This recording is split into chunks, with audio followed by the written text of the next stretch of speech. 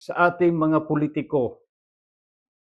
Alam mo po mga kababayan, hindi ito natutukan dahil alam mo natin may mga intelligence fund itong gobyerno natin na para malaman nila hindi lang yung galaw dyan sa Pilipinas, hindi lang yung galaw, yung threat sa Pilipinas directly, pati yung galaw sa mga karatig bansa. At least makakuha naman sila ng informasyon na ito ang mangyari. Ito talaga may posibilidad. Kaya maghanda-handa tayo. Gagawa tayo ng contingency plan. Number 1, paano natin isilikas itong mga sabihin ninyong OFW. Pag malakas yung intelligence, sabihin, ito lang, 3 days na lang, mag-umpisa na sila. Talagang may bulletin na tayo na ipapalabas doon sa mga embahada natin. Nasabihin na sana na, kung sino may gusto, dahil ito hindi tayo nag-escalate ng panic. Papaintindi lang natin, at least aware. Pero itong nangyari, na minomonitor lang nila yung kalagayan dito, instead na proact, nag-react na lang, wala na magagawa. At saka, wala naman talaga magagawa ang ating gobyerno patungkol sa pag-repatriate, sa pagkuha sa mga kababayan natin na dito sa labas ng bansa. Dahil iba ang sitwasyon, hindi tulad ng pandemic na magsuot ka lang ng ayon sa safety protocol, anong mga isusuot natin, pwede na tayong payagan na makalipad. Pero ito, may restriction, may hazard doon sa itaas na ikakasira. Baka matamaan ng ligaw ng mga misil o ano-ano pa naman dyan. Kaya hindi natin maikumpara. Pero hindi ito na napasok sa utak ng ating mga politiko, ng ating mga mahalagang opisyal dyan.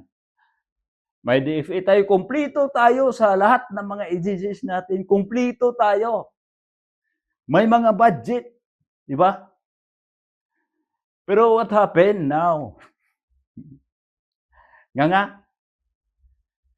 Kanina po, pinapanood ko yung Senate sa Senate. Tinanong ni Senator Marcolita.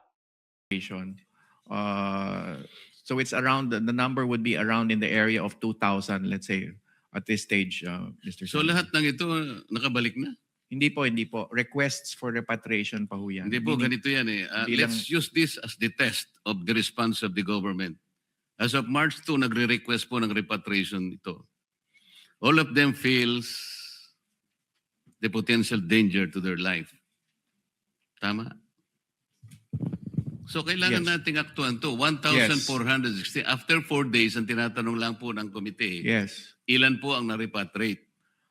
Sa ngayon po, still undergoing po tayo ng repatriation So stage. wala pa pong na-repatriate after 4 days. Meron pong mailan-ilan, kabilang po sila doon sa Sabihin mga po natin nanumbalik. kung ilan. 1,416. Let's be specific. Ito pong test natin eh. Itong mga taong ito ang nagre-request dahil alam nila merong danger sa buhay nila. So nag-request po sila. Ang sabi po ng secretary, no, ASEC, this is a country team response. Yes. Sa ngayon po, Mr. Senator, with the 2 Emirates flights that brought in around 60 OFWs, then that number will be reduced by 60. But rest assured, yung balanse po niyan, ongoing po ang repatriation effort natin, Mr. Senator. Mr. Chair, I am not getting the right answer here. Ang ating in charge sa DMW, Ilan na ba ang na-repatriate? Malayo ang sagot. Bakit? Wala eh. Naghihintay lang sila kung anong dumating.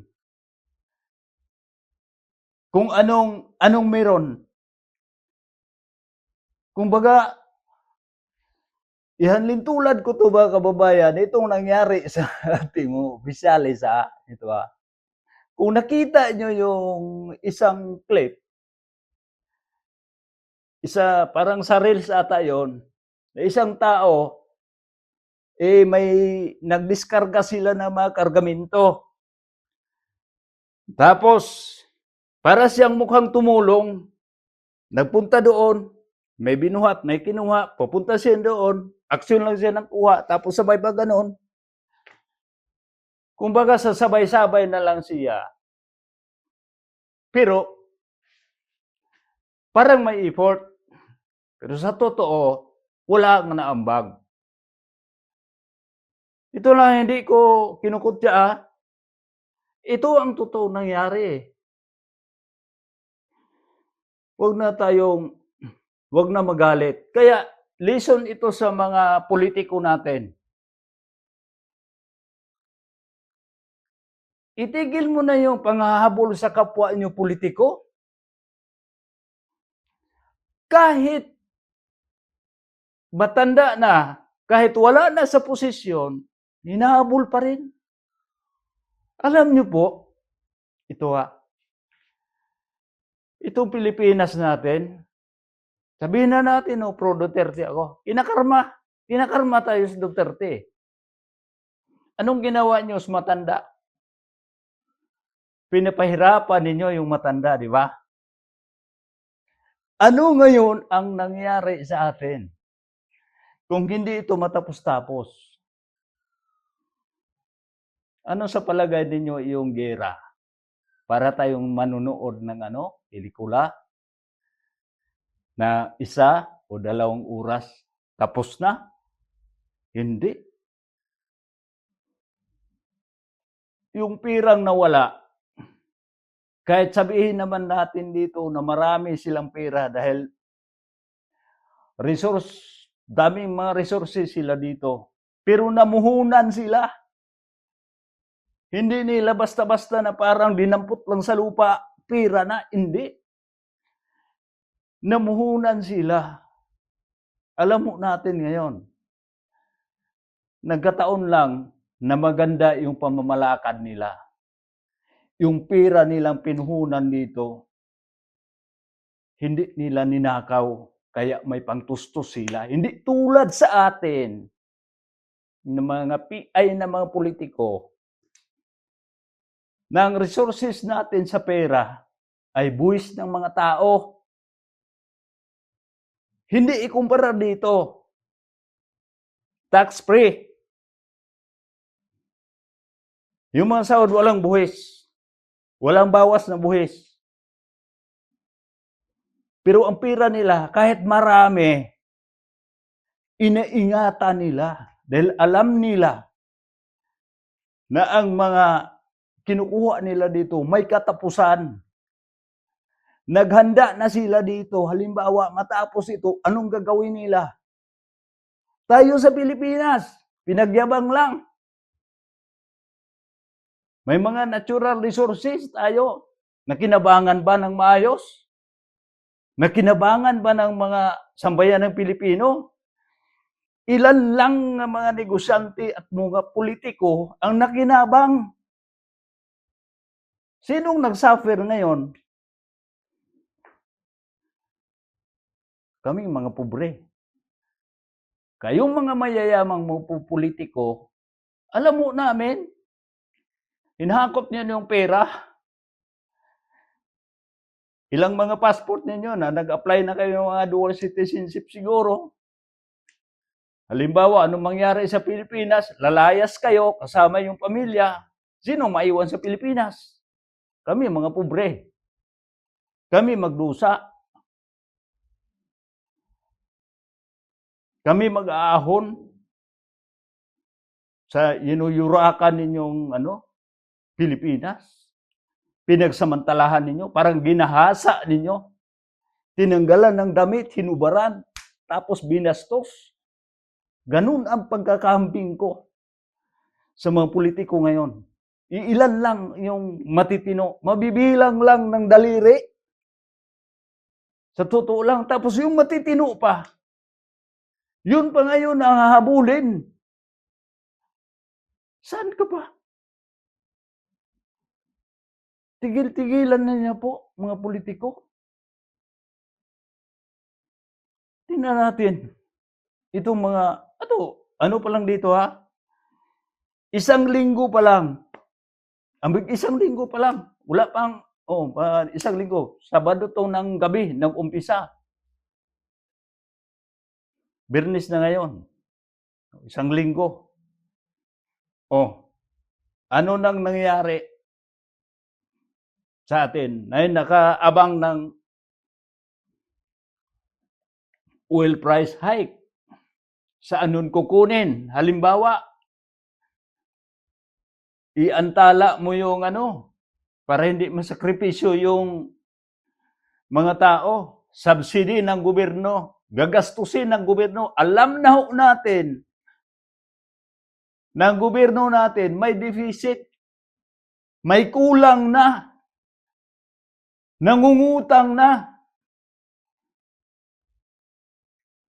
Saan ka pa? May inutang, nagkulang, hindi pa sapat yung utang sa kulang, ninakaw yung pera.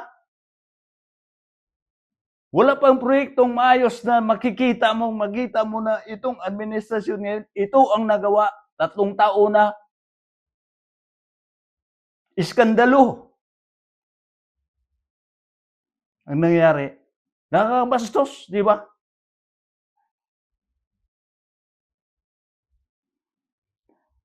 Ito po mga kababayan na hindi ito biro. Tayo mga kaedad ko, almost 60. Sa pagsisikap natin, hindi na para sa sarili natin. Para na sa mga anak at sa mga apo natin. Yung gagawa ka ng mayos-ayos na tahanan, hindi na para sa'yo. Para na sa mga anak mo. Gagawa ka ng mga negosyo, mga ganun-ganun. Para na sa mga anak mo. Pero anong pagsisikap natin ngayon? Dito sa kinaroonan ko, yung sahod namin, walang bawas na tax. 80%, 90%, 90% pinadala sa Pilipinas. 10% lang pinagagastos namin dito.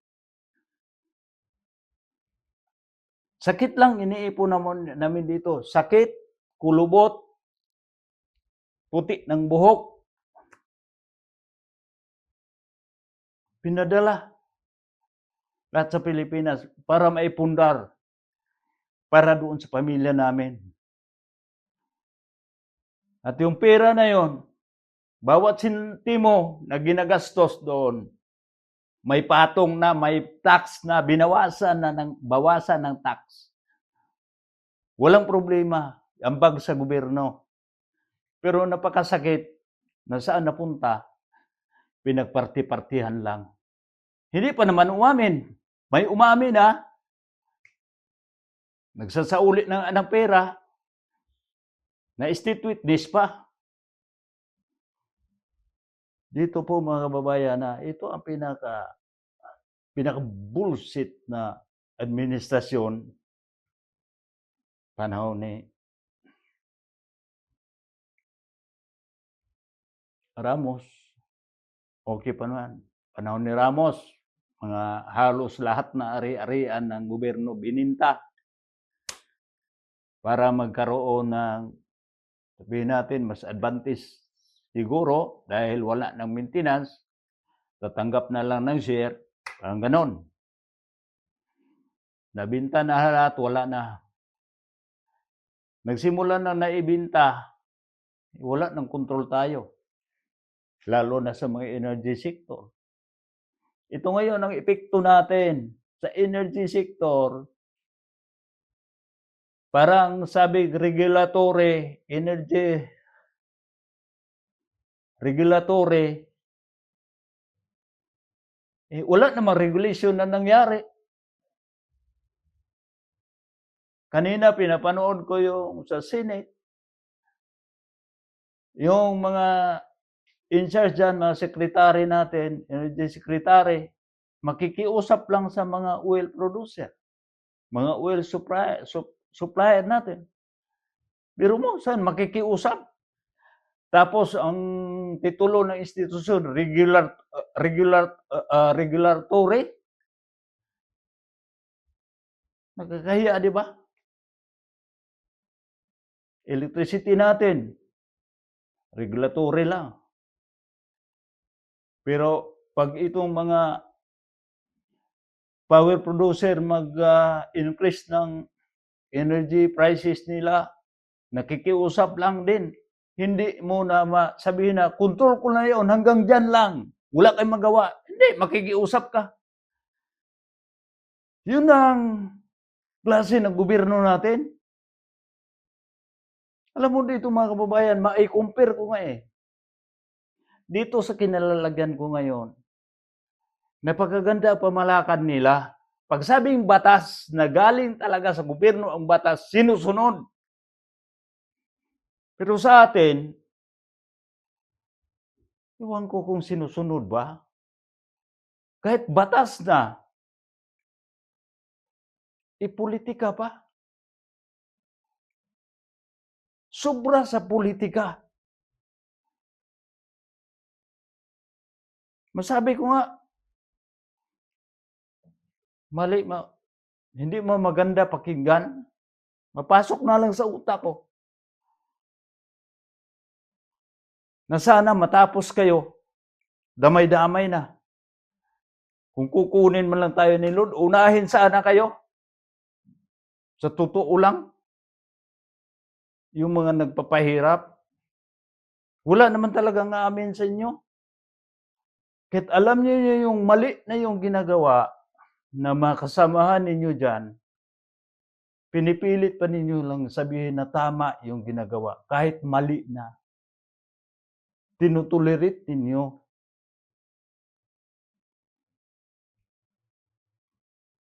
Yung sa legislative, sa judiciary, at saka executive. Sabihin natin, hiwalay sila. Walang pakialaman. Pero nagdepende pa rin yun sa kumpas galing sa executive.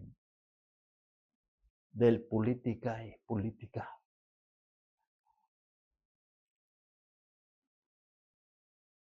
Itong sa executive, sila ang mag-appoint, may appointing authority. Kung sinong ilalagay dyan sa dalawang branches dyan. Sila mag-impluensya. Anong maasahan natin?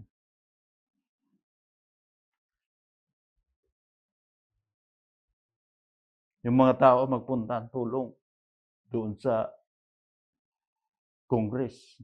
Pakigawa ng batas na angkop dito sa mga tao para maproteksyonan. Example lang. Maproteksyonan yung mga buntis. Gagawa tayo ng batas. Ganun. Pagdating na doon, pakialaman na yung pakisawsawa na. Walang kaibahan sa budget. Kumbaga, hindi pakialaman sa executive, maghihintay lang. Gagawa mula doon sa kamara, hanggang sa Senate, hanggang sa ano-ano dyan, hanggang mapirma. Kumbaga, tingnan mo, walang pakialaman. Pero may kumpas. Bakit na lang hindi sasali sa umpisa pa lang para magkaalaman na? Hintayin pang magkabukingan. Ito mga kababayan na. Ito talang ugat eh. Pag may pira sana tayong mga yung biro mo yung kwintada ngayon sa ninakaw na pera, umabot ng trilyon. Imagine na itong halaga, 'pag makapagawa ka ng isang establishment, isang gusali ng gobyerno, number 1 talaga, gusali in every municipalities na masasabi nating ito talaga, galing talaga ito sa nasyonal. Sa gobyerno talaga 'to. Gagawa tayo ng isang gusali na yung mga magnenegosyo, gustong magnegosyo, parentahan natin, may mga offices. Tulad ng yung makikita ko rito, napakaganda. Napakadami na nilang gusali dito, magdadagdag pa para for the future. May mga plano sila for the next 25 years. For the next 25 years ito. Sa atin, may plano bang ganon? Wala. Hindi sila magpaplano dahil hindi naman sila makinabang dahil ang termino sa atin, itong presidente, 6 years, itong ibang mga opisyal, every 3 years, may re-election, di pa sigurado kung ma-elect ulit. Patsi-patsi. Kumbaga sa Bisaya pa, tapak-tapak, temporaryo. Kumbaga wala tayong asenso. Ano mo dito mga kababayan na yung bansa natin, ikumpara ko dito, itong bansa dito, papunta doon. Itong bansa sa atin, pababa. Palayong-palayo yung agwat. Hindi makahabol.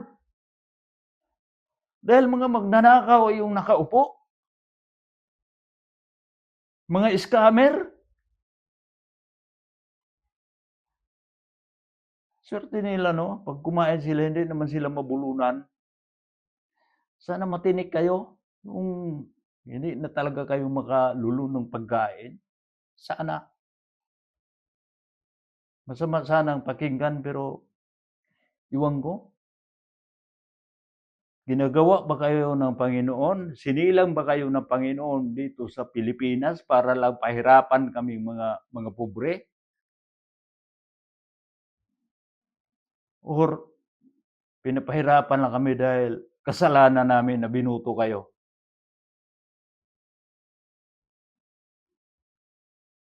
Ito po mga kababayan na nakakadismaya. Itong nararamdaman ko ngayon, dismaya ako eh.